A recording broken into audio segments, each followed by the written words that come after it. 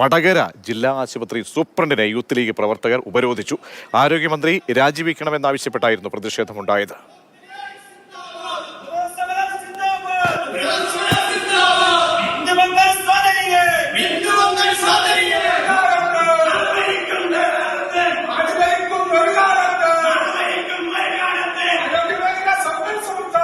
Rahul K V ചേരുന്നുണ്ട്.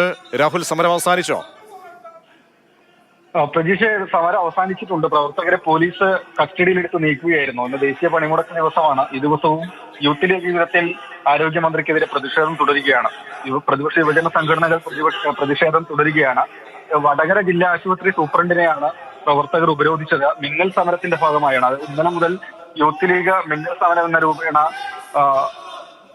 വകുപ്പ് ഓഫീസുകളിലൊക്കെ പെട്ടെന്ന് സമരം നടത്തുകയാണ്. ഇപ്പോൾ സൂപ്രണ്ടിന്റെ ഓഫീസിന്റെ മുൻപിലേക്ക് യൂത്ത് ലീഗ് MSF പ്രവർത്തകർ എത്തി ഉപരോധിക്കുകയായിരുന്നു. അധിക സമയം നീണ്ടു നിൽക്കുന്നതിന് മുൻപ് തന്നെ പോലീസ് എത്തി അവരെ കസ്റ്റഡിയിലെടുത്ത് നീക്കിയിട്ടുണ്ട്. പ്രതിഷേധം ശക്തമായി തുടരുമെന്ന് തന്നെയാണ് സംഘടനകൾ വ്യക്തമാക്കുന്നത്.